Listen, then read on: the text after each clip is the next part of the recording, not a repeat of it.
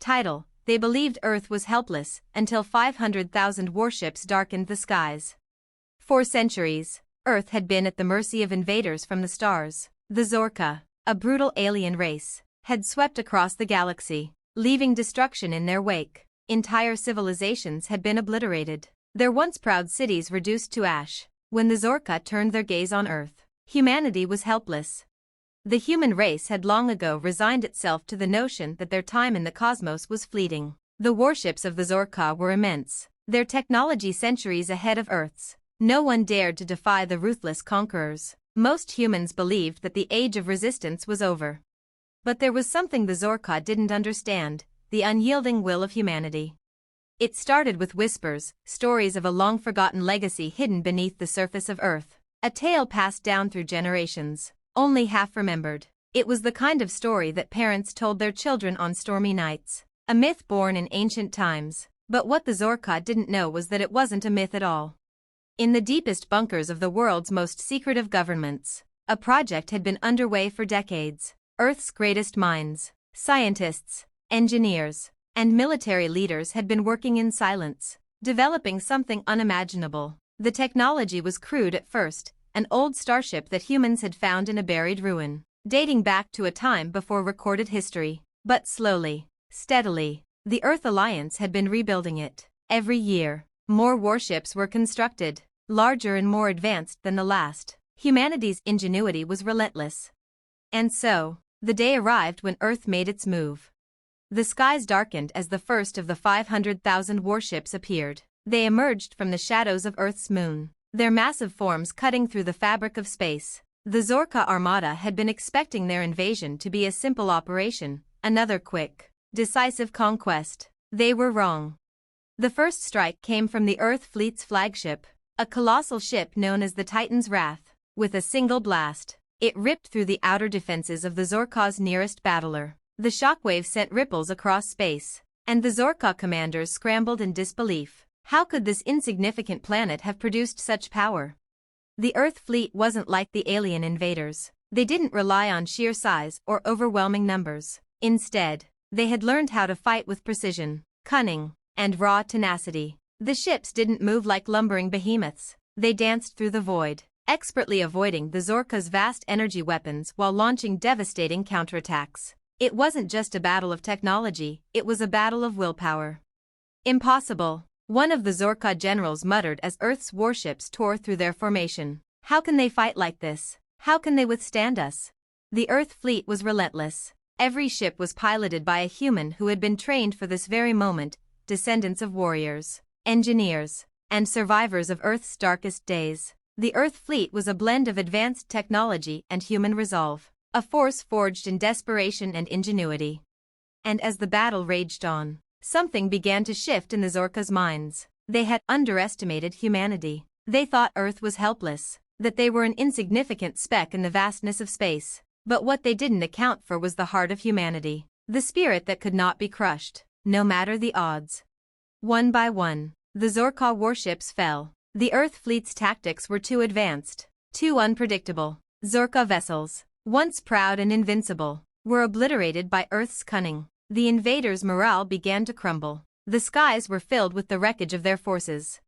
As the final Zorka ship fell, Earth's fleet gathered in a massive formation above the planet. There were no celebrations, no cheers, only a quiet sense of victory. As humanity realized they had reclaimed their world, they had stood firm against an enemy that once seemed invincible.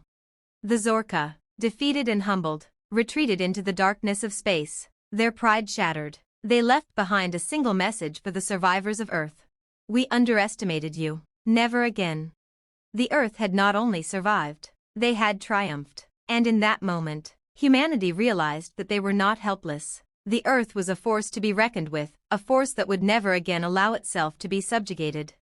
And the stars? They had better beware, because Earth was no longer a forgotten planet, waiting to be wiped out. Earth had become a power to be respected. The age of Earth's silence was over.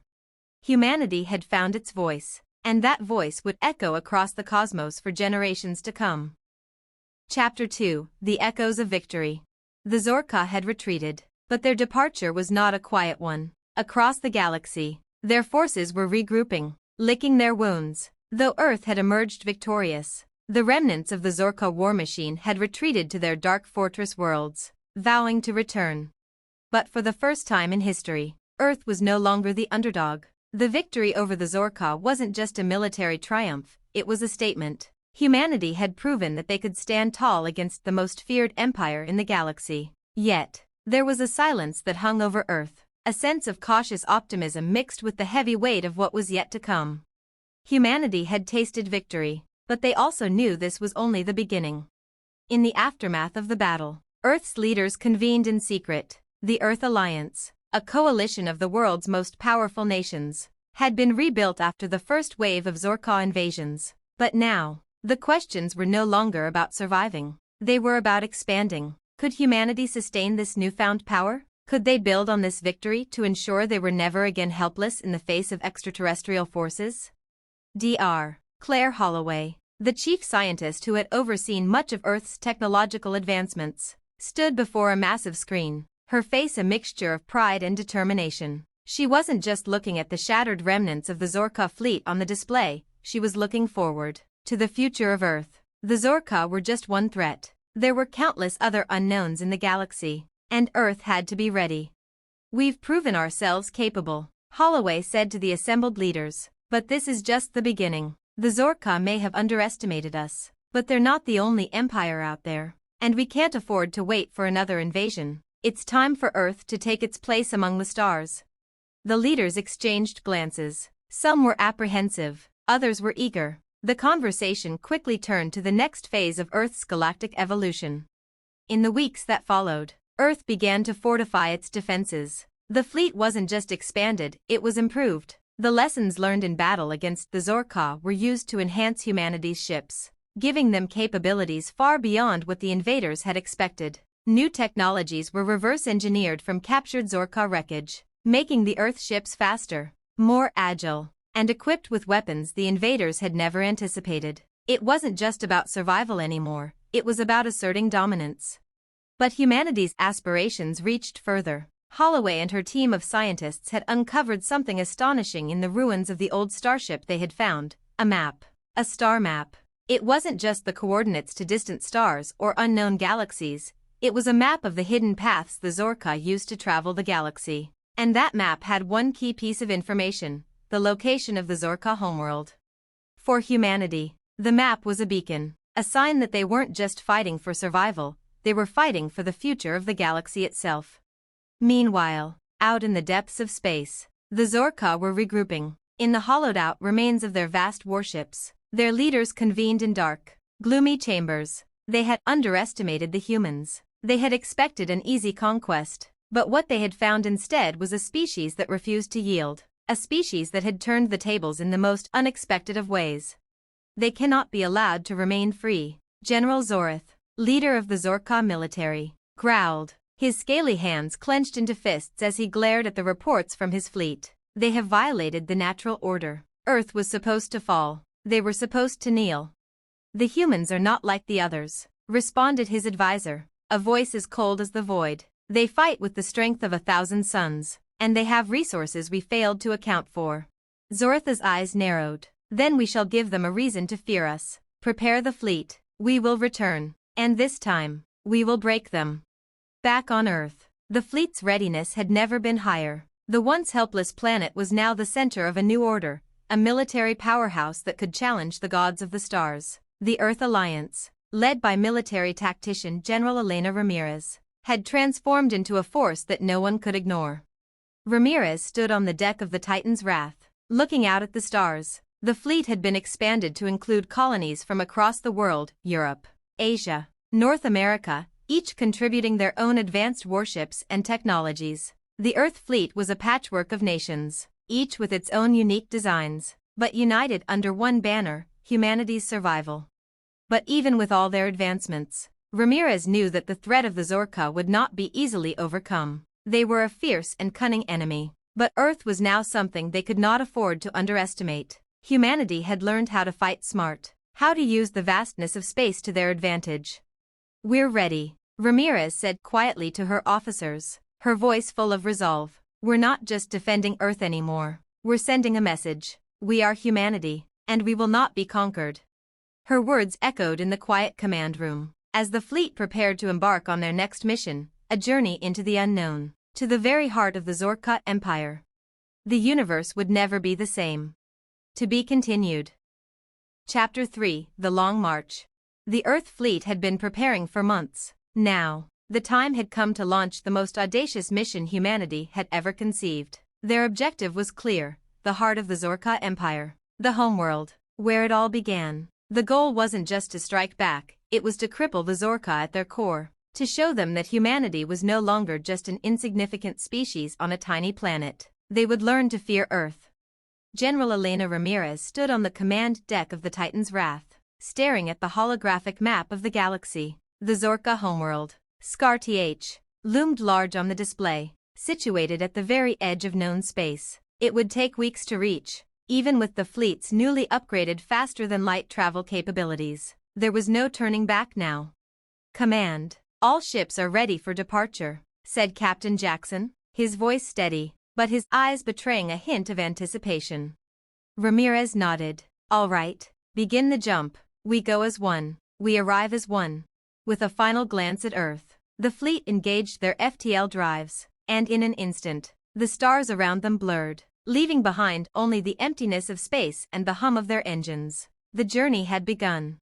Weeks passed, and the fleet moved deeper into the unknown regions of space. The Zorka had long abandoned their defensive positions around the core of their empire, believing that Earth's sudden show of power was a fluke, a single battle they could easily dismiss. But Earth's leaders knew better. There would be no easy victories this time. The Zorka were crafty, and they would strike when least expected. Humanity wasn't naive. They had to be prepared for a fight. But as the days wore on, and the fleet passed through a nebula dense with ion storms, something strange began to happen. The further they traveled, the quieter the galaxy became. No hostile ships, no encounters, just an eerie stillness, as if the universe was holding its breath. "The Zorka aren't this quiet," Captain Jackson remarked one evening, his brow furrowed. "Something's wrong. They should have detected us by now." Ramirez studied the silent void on the viewscreen. "They're waiting for us, and when we reach Scar-Th, they'll be ready." Finally, after weeks of uncertainty, the fleet arrived. The distant star that surrounded the Zorka homeworld cast an unsettling glow on the battlefield that was slowly forming in the black of space. The fleet emerged from the last jump just outside the system, their warships now united in formation, hundreds of ships spanning the horizon. They had entered the heart of enemy territory. The Zorka fleet was already waiting for them, a massive armada nearly twice the size of Earth's forces, a terrifying display of power. Their ships, though battered from their previous losses to humanity, still radiated an aura of menacing strength. And the Zorka themselves, those towering, scaled beings, had never known defeat, not until Earth had entered the picture. "General," said Ramirez's tactical officer, a young officer named Sergeant Malik, "we're being hailed." A hologram flickered to life before her, showing the cold face of General Zorith. His alien eyes narrowed as he sneered at the humans. "You dare come here, to the very heart of the Zorka Empire? You will regret this. Human, we have been patient. Now, your defiance ends." Ramirez stood tall, her voice calm but full of authority. "We've come to finish what you started. Zorith, your empire ends here. Your people have underestimated us, and now you will pay the price." The Zorka general's lips curled into a snarl. "We will break you. You will learn that resistance is futile." The transmission cut off abruptly, and moments later, the Zorka armada opened fire. The first barrage of energy blasts rocketed toward the Earth fleet, illuminating the dark expanse of space in an explosion of light and chaos. The battle had begun. The Earth fleet moved quickly, responding to the Zorka's first wave with all the skill they had honed in their previous battles. The Zorka, confident in their overwhelming numbers, attacked in swarms, aiming to engulf the Earth ships with sheer force. But humanity was not unprepared.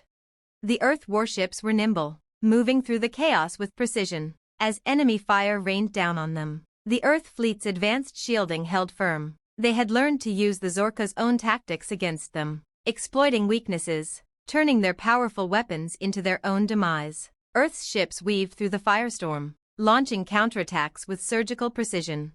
We're outnumbered, but we have the advantage of speed. Ramirez called out to her officers as they took evasive maneuvers. Keep them guessing. We'll punch through their lines. The fleet's coordinated strikes began to break the Zorka formation apart. Warships exploded in brilliant flashes of light, their alien crews screaming as they were consumed by the very energy blasts they had fired at Earth's ships. Despite the odds, the human fleet began to push forward, cutting a path toward the heart of the Zorka armada. As the battle waged on, a voice crackled through the fleet's communications system. It was Dr. Claire Holloway, the brilliant scientist who had once unlocked the secrets of the ancient starship buried on Earth. General, we've found something. We've located the Zorka's main weapons facility, a central hub controlling the entirety of their fleet. If we destroy it, the Zorka will be rendered defenseless. Ramirez's eyes hardened with determination. Prepare a strike force. This ends now. The Earth fleet's remaining ships redirected their efforts toward the facility, their weapons charging as they made their final push. The Zorka, seeing their central command falter, threw everything they had into defending it, but it was too late. Earth's fleet unleashed their most devastating weapons, shattering the facility and sending a ripple through the entire Zorka armada. The enemy fleet faltered, their once imposing presence crumbling as their command system collapsed. General Zoratha's image reappeared in the hologram, his face twisted in rage and disbelief. This is not over. Human, you will not survive this day. Ramirez stared at him coldly. You've lost. Zorath, we won't just survive, we'll rebuild. And we'll ensure that no one else ever threatens Earth again. With that, the last of the Zorka ships turned tail and fled, retreating into the void. The Earth fleet had won. Again. The humans watched as the remnants of the Zorka Empire vanished from their sight, leaving nothing but the debris of battle. Earth had proven itself once more, not just as survivors, but as conquerors. But this victory was only the beginning. The galaxy had noticed, and as humanity began to rebuild, they knew one thing was certain. Earth's future was no longer a question. It was a promise. To be continued. Chapter 4, The Rise of Earth's New Dawn. The echoes of the last battle reverberated through the cosmos. Humanity had driven the Zorka back from their doorstep and, in doing so, had sent a message not only to their former invaders but to the entire galaxy. Earth was no longer a forgotten planet. It was a force to be reckoned with. The Earth fleet, still battered from their encounter, turned their attention back to their home, knowing full well that their victory over the Zorka had not been the end. It was only the beginning. In the heart of the Earth Alliance's headquarters, General Elena Ramirez stood before a holographic map of the galaxy, her face illuminated by the soft glow of the projections. The Zorka may have retreated, but their empire still cast a long shadow across the stars. The galaxy was vast, filled with unknown threats and untapped potential. But for the first time, Earth held a place in that galaxy, a place of power. Dr. Claire Holloway stood beside her, a scientist turned strategist after years of developing Earth's new technologies. She adjusted her glasses, her eyes scanning the data in front of them. General, the Zorka are not the only empire out there. Our victory has attracted the attention of other factions. Some will see us as a threat, others as an opportunity to exploit. We need to prepare for the next phase. Ramirez nodded, deep in thought. The Zorka have learned to fear us, but we can't stop there. We need allies, not just enemies. If we're going to secure Earth's future, we need to expand beyond just defense. We need to build relationships, form alliances. The galaxy is bigger than we thought. Holloway's eyes flickered with concern. We must tread carefully. There are ancient factions in the galaxy that will see our rise as a challenge to their power. And even though the Zorka are reeling from their defeat, we can't afford to underestimate them. We've only scratched the surface. Ramirez turned toward the window, her gaze lost in thought. We've done the impossible once. We'll do it again. But this time, we'll be smarter. We'll strike when we need to. And we'll build when we have the chance. Meanwhile, far away from Earth, the Zorka were regrouping. On a remote, dark planet known as Zerith, the High Council of Zorka warlords convened in the depths of their fortress. The air was thick with tension as General Zorath stood before the assembly, his eyes burning with a hatred that could melt stone. They have humiliated us, Zorath growled, his voice low and dangerous. But we are not finished. Earth has only seen a glimpse of our power. We will rebuild, and we will strike again. But this time, We will do it differently. We will unite the forces of the galaxy against them. A counselor, a dark-skinned Zorka with sharp features, spoke up, her voice cold. And how do you propose to do that, General? Earth has proven itself more resilient than we ever expected. They have weapons we never thought possible. They've turned our own tactics against us. Zoratha's eyes narrowed. We will offer them an alliance. Of sorts. A way to control the future. We will work with the factions in the galaxy. Play to their desires. Then, when the time is right, we will crush them in one swift blow. But we must first make them believe they have a chance to lead. That's how we will bring them to their knees. The council murmured in agreement. It was a brutal strategy, but it was the only way they knew how to operate. Back on Earth, the aftermath of the victory over the Zorka had led to a boom in human innovation. Every nation on the planet contributed to Earth's new power. With the resources and knowledge gained from the remnants of the Zorka fleet, Earth's technologies had leaped forward in unimaginable ways. The new starships, built from both reverse-engineered alien tech and human ingenuity, were faster, more powerful, and more adaptable. The Earth fleet was now ready for anything.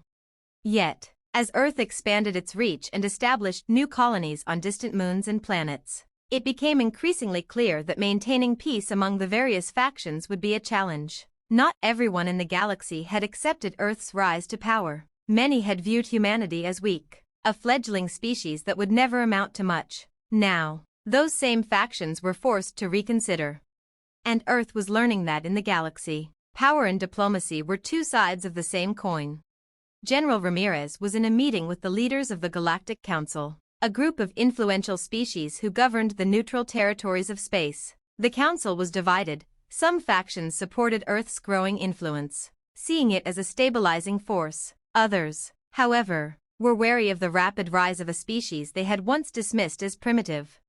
An alien delegate from a race called the Elder, tall and graceful with bioluminescent skin, spoke first. We have watched Earth with great interest. Your victory against the Zorka has not gone unnoticed. We are willing to extend diplomatic ties. But we must caution you, your presence in the galaxy has disrupted the balance. Many of us feel that humanity is moving too quickly, too aggressively. Ramirez met the elder delegate's gaze, her expression calm but firm. We have earned our place here. The Zorka are a testament to what happens when we let invaders trample over the galaxy. Humanity will never again be passive. We are not asking for permission to exist in this galaxy, we are here to stay. A representative from the Koloth, a reptilian species known for their fierce independence, hissed in agreement. The Zorka were foolish to underestimate you. Perhaps there is more to humanity than we realized. But are we ready for this? Holloway interjected. To navigate these alliances and threats without the direct support of the Zorka to unite us all? We need to be prepared for every eventuality. There are many factions that will come after us now, hungry for what we have. Ramirez nodded. We will be ready. As Earth began to establish its presence in the galaxy, the first signs of a new threat began to emerge. Small factions of galactic pirates, once on the fringes, were becoming more bold in their attacks against Earth colonies. The Elder, once a potential ally, had their own hidden agendas, and whispers of a secret alliance between them and other factions started circulating.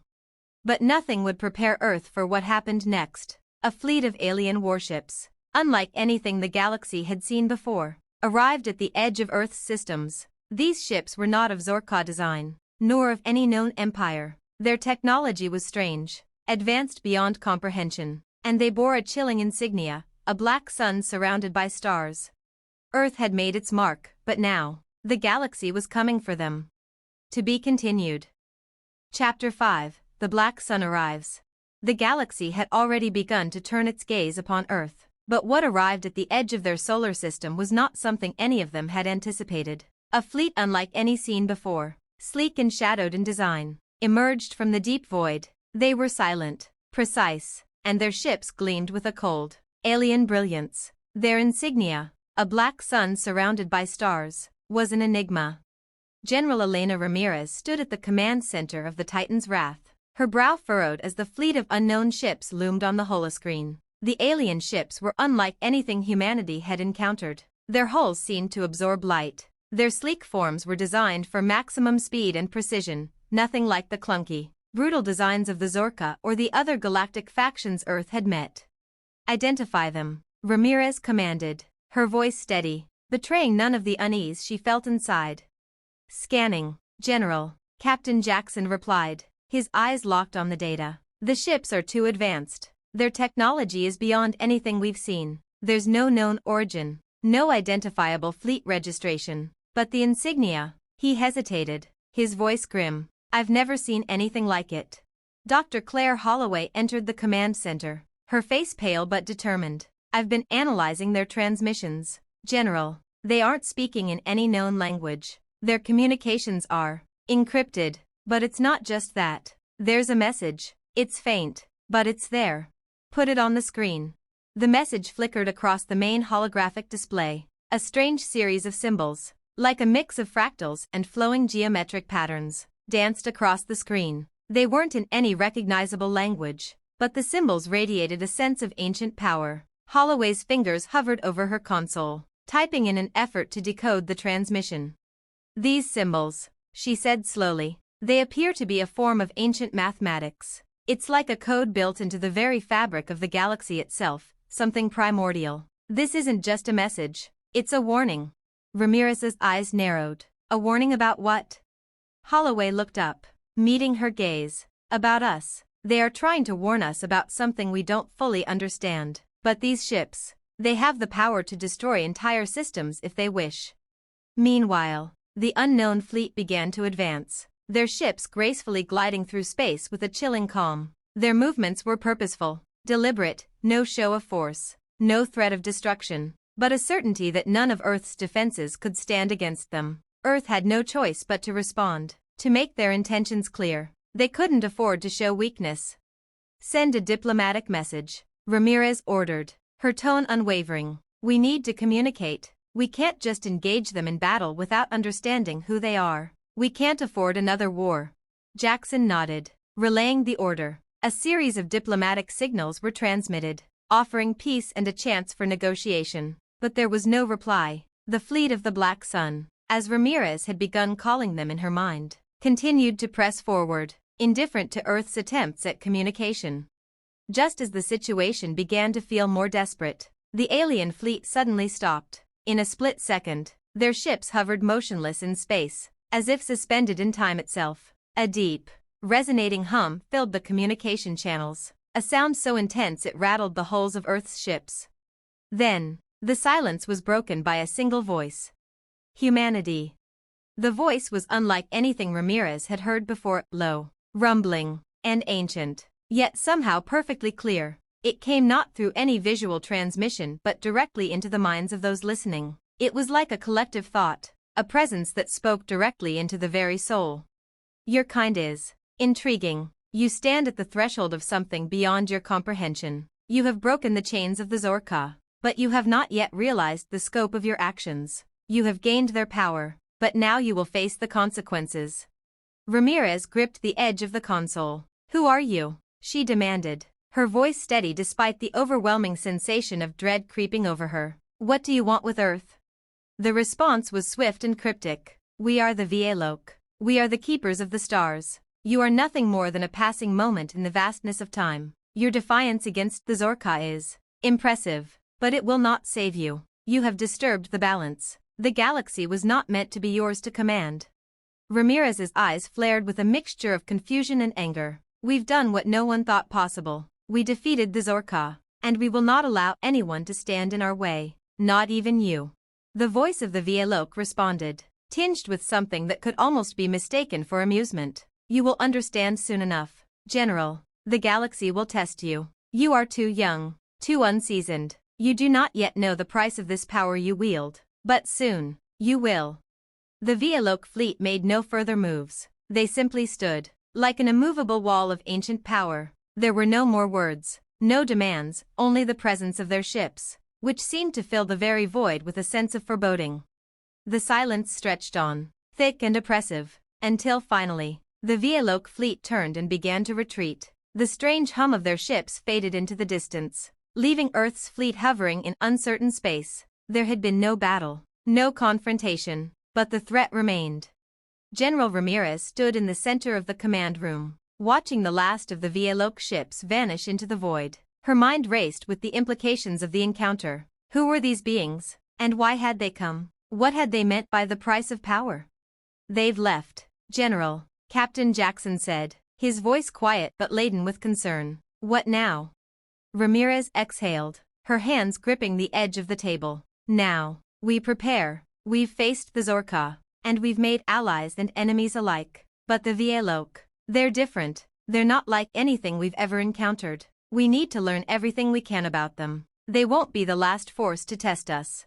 Turning to Holloway, she added, "Find out what you can about the Vielok. Every scrap of data. We need to know who they are, what they're capable of. This is just the beginning." Back on Earth, the news of the Vieloka's arrival rippled through every media network. The people of Earth, once so divided, now felt a strange unity. They had conquered the Zorka, but this new threat felt far beyond any enemy they had faced before. It was a test of humanity's very place in the galaxy, a test they could not afford to fail. To be continued. Chapter 6, The Gathering Storm. The Vielok had come and gone, their cryptic warning hanging in the air like an omen. Earth was left in a state of quiet unease, knowing that this was only the beginning. The galaxy was vast, and their place in it was far from secure. While General Ramirez's forces continued to regroup, the people of Earth found themselves looking up at the stars with a mixture of wonder and trepidation. But unknown to the humans, the galaxy was already starting to shift. In the shadowy depths of the Scar-Th system, the Zorka were preparing for the next phase of their war. General Zorith, despite the crushing defeat he had suffered at the hands of Earth, had begun to rebuild his forces in secret. The Black Sun Fleet's sudden appearance had shaken him, and now he sought to turn that shock to his advantage. "General, we are ready to strike," said one of his advisors, his voice gruff. "We've rebuilt much of our forces and repaired our warships, but we must decide whether to continue fighting the humans or to form an alliance with the Vielok." Zorith's gaze was cold and calculating as he turned to face his advisor. "The humans are a threat that cannot be ignored, but the Vielok, they are an enigma. They hold power we cannot comprehend. If they wish to challenge us, we must be ready to meet them." The advisor hesitated before speaking again. "And what of Earth? Should we continue to seek revenge for our defeat?" Zorith's lips twisted into a cruel smile. Earth was only a stepping stone. They believe they have won, but their victory was a fluke. The Vielok have given us an opportunity, one that we cannot waste. We will strike at Earth when the time is right, but first, we must ensure that we are not vulnerable to their growing power.